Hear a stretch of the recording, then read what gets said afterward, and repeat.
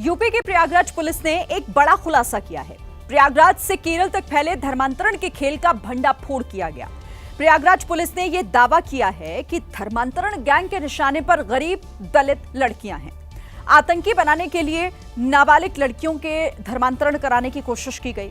हिंदू लड़कियों का brain wash कर देश विरोधी गतिविधियों में उन्हें शामिल करने की साजिश हो रही है। जबरन धर्मांतरण कर हिंदू लड़कियों को जिहाद की ट्रेनिंग के लिए मजबूर किया जाता है। केरल से बरामद एक दलित लड़की की आपबीती सुनने के बाद पुलिस ने यह बड़ा खुलासा किया। धर्मांतरण गैंग के चंगुल से भागने के बाद लड़की ने पुलिस को अपनी आपबीती सुनाई और बताया कि धर्मांतरण की साजिश उसकी सहेली ने ही रची थी।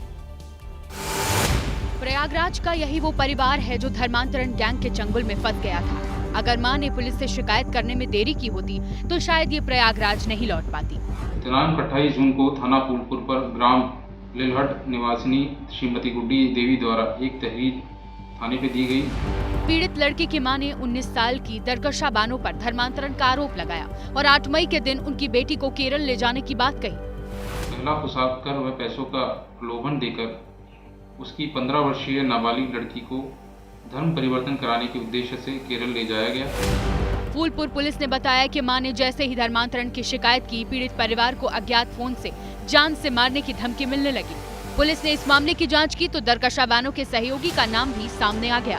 वह प्रलोभन देकर घर से लेकर गई, जिसमें उसका साथ मोहम्मद कैफ निवासी फूलपुर ने दिया, जो उनको मोटरसाइकिल से प्रयागराज जंक्शन तक छोड़ने गया। पुलिस ने प्रयागराज से केरल तक आखिर क्या क्या हुआ इसके बारे में विस्तार से बताया है। डीसीपी गंगानगर ने दावा किया कि लड़की को प्रयागराज जंक्शन ले जाते वक्त आरोपी मोहम्मद कैफ ने छेड़खानी की। प्रयागराज जंक्शन से दरकशा बानो लड़की को दिल्ली लेकर गई और दिल्ली से त्रिशूर में उस जगह पर पहुंचा दिया गया जहां पर धर्मांतरण होना था। धर्मांतरण से पहले केरल के त्रिशूर में लड़की को कुछ संदिग्ध लोगों से मिलवाया गया। इन्होंने उसको पहले पैसों का प्रलोभन दिया, बाद में जबरन धर्म परिवर्तन करवाया और वहां रुककर जिहाद के लिए सिखलाई का दबाव बनाया। लड़की के बयान के हवाले से पुलिस ने बताया कि त्रिशूर का माहौल देखकर लड़की घबरा गई और धर्मांतरण गैंग के चंगुल से भागकर त्रिशूर रेलवे स्टेशन पहुंची। वहां पर स्थानीय पुलिस द्वारा उसको देखा गया और उसके परिजनों को सूचित किया गया। केरल पुलिस ने फूलपुर पुलिस को सूचना दी है और फिर लड़की को प्रयागराज लाया गया, जहाँ पर लड़की ने अपनी आपबीती सुनाई। मुझे बताई इस्लाम अच्छा धर्म होता है और सब खराब। उसके बाद यहाँ फूलपुरा कैफ नाम के लड़का मिला। पीड़ित लड़की ने प्रयागराज से केरल तक की पूरी कहानी बताई और धर्मांतरण को लेकर बड़ा खुलासा किया और उसी आधार पर प्रयागराज पुलिस ने इस मामले को आतंकी गतिविधियों से जुड़े होने का खुलासा किया है। 19 साल की दरकशा बानो पीड़ित लड़की को केरल में मोहम्मद ताज के पास लेकर गई थी। एफआईआर में दरकशा बानो मोहम्मद कैफ के साथ उसका नाम भी है। एक घर में लग गई, मुस्लिम लड़के थे ढेर सारे और बड़ी बड़ी दाढ़ियाँ थी और मुझ जैसी दलित लड़कियों को धर्म परिवर्तन कराते थे और जिहाद की ट्रेनिंग देते थे। और जब ये सब मैं सुनी घबरा के भाग आई। इस मामले में पुलिस ने 2 आरोपियों पीड़ित की सहेली दरकशा बानो और उसके सहयोगी मोहम्मद कैफ को गिरफ्तार कर लिया है। दोनों की गिरफ्तारी के बाद पुलिस ने आतंकी कनेक्शन का खुलासा किया। दृष्टया यह विदित होता है कि आरोपी दरकशा बानो एक संगठित गिरोह के साथ शामिल है, जो गरीब एवं दलित लड़कियों को बहला फुसलाकर उनका ब्रेन वॉश करके धर्म परिवर्तन कराकर आतंकवादी देश विरोधी गतिविधियों में लिप्त कराने का कार्य करती है। लड़की की सूझबूझ और पुलिस की सक्रियता ने पीड़ित को बचा लिया। जम्मू कश्मीर में आतंकी हमले के 2 महीने बाद अमरनाथ यात्रा का समय आ गया है। आतंक परस्त लोगों को लगा होगा कि जम्मू कश्मीर में सैलानियों की हत्या करके वो डर का माहौल बनाएंगे। हिंदुओं को टारगेट किलिंग करने से सनातन में विश्वास रखने वाले डर जाएंगे। तो वो यहां पर ये जान लें कि इस बार भी अमरनाथ यात्रियों की संख्या पिछले साल जैसी ही है। आज से ऑफलाइन रजिस्ट्रेशन भी शुरू हो चुके हैं। ऑन स्पॉट रजिस्ट्रेशन कराने के लिए जम्मू रेलवे स्टेशन के बाहर भक्तों की भीड़ उमड़ पड़ी। 3 जुलाई से शुरू होने वाली अमरनाथ यात्रा की ऑन स्पॉट रजिस्ट्रेशन आज से शुरू हो गई है। मैं समय जम्मू के रेलवे स्टेशन के बाहर बम बम भोले और हर हर महादेव के नारों के बीच भक्तों ने कश्मीर में सनातन की ऊर्जा पैदा की।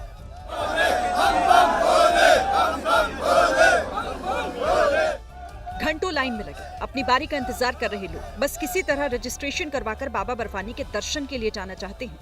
भीड़ इतनी ज्यादा है कि उसने बदइंतजामी को भी जगह दी, लेकिन सरकार पूरी व्यवस्था रखने का भरोसा दे रही है। जहाँ पर प्रशासन की कोई व्यवस्था नहीं है कि यात्रीगण यहाँ आए हैं उनका ध्यान दिया जाए, ऐसी कोई व्यवस्था यहाँ नहीं की है यहाँ के सरकार ने। हमारे तरफ से हुकूमत को जो भी इक़दाम उठाने थे अरेंजमेंट्स के हिसाब से और तैयारी करने के लिए वो हमने की हैं। अनुमान लगाया गया था कि आतंकी हमले की वजह से इस बार अमरनाथ यात्रा में कुछ फीसदी कम रजिस्ट्रेशन होंगे, लेकिन जैसे ही ऑफलाइन रजिस्ट्रेशन खुला लोगों ने संदेह को भी दूर कर दिया। भक्त इसीलिए इतनी बड़ी संख्या में पहुंच रहे हैं क्योंकि उन्हें देश की सेना और अपने सुरक्षा बलों पर पूरा भरोसा है। इसी भरोसे को कायम रखने के लिए इस बार यात्रियों की कई लेयर की सिक्योरिटी होगी। इसमें सबसे बाहर होगी सेना, जो आतंक परस्त सोच से श्रद्धालुओं की रक्षा करने का काम करेगी। इसके बाद केंद्रीय बल, जम्मू कश्मीर पुलिस और स्पेशल फोर्स के जवान होंगे, जो और पुख्ता तरीके से श्रद्धालुओं की सुरक्षा को सुनिश्चित करेंगे और उनके आसपास एक मजबूत सुरक्षा घेरा बनाकर रखेंगे। ये देश की सेना पर आम श्रद्धालुओं का भरोसा ही था कि इतनी बड़ी आतंकवादी घटना के बावजूद उन्होंने अमरनाथ यात्रा करना चुना। और यहाँ पर जो पहलगाम के 22 अप्रैल को हमला हुआ, उससे निडर बेखौफ होकर श्रद्धालु पहुँच रहे हैं। एबीपी न्यूज ने जब श्रद्धालुओं का मन टटोलना चाहा तो वहाँ भी आतंक पर आस्था भारी दिखी। जो हमला हुआ था उसके बाद आपको डर या खौफ नहीं है, क्योंकि इतनी संख्या में मैं लोग देख रहा हूँ। ये हमारे देश की मान सम्मान और स्वाभिमान की यात्रा है और इस यात्रा में आस्था भारी रहेगी। तो ये है कि वो प्रॉब्लम हुई है, लेकिन हम लोगों में उत्साह पूरा है और हम डट के यात्रा करेंगे। जिस जगह पर यात्रियों को ठहराया जाएगा उस बेस कैंप पर भी पुलिस और सुरक्षा बलों ने कंट्रोल ले लिया है। अमरनाथ यात्रा की आधिकारिक शुरुआत से पहले पूरे जम्मू कश्मीर में सुरक्षा बल अलर्ट मोड पर हैं। पहलगाम, रामबन, उधमपुर, कठुआ ऐसे तमाम इलाके हैं जहां पर सुरक्षा बलों ने कड़ी सुरक्षा रखी है। जगह जगह पर बैरिकेड लगाकर चेकिंग की जा रही है। हर संदिग्ध व्यक्ति की बारीकी से जांच हो रही है। इस वक्त जम्मू कश्मीर में आर्मी से लेकर स्थानीय प्रशासन तक हर कोई अमरनाथ यात्रियों की सुरक्षा में जुटा हुआ है।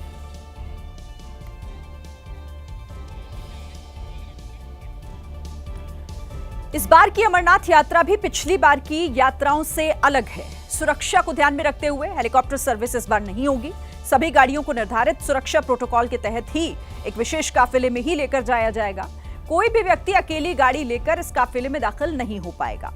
जम्मू के बाद रेल यात्रा की भी अनुमति नहीं दी जाएगी। एआई टेक्नोलॉजी से लैस ड्रोन्स की मदद से यात्रा के रूट पर नजर रखी जाएगी। अमरनाथ यात्रा में आने वाले हर श्रद्धालु को सुरक्षा बल ट्रैक करते रहेंगे। इस बार उम्र सीमा में भी सख्ती होगी। 13 से 70 साल के बीच के लोग ही यात्रा कर पाएंगे।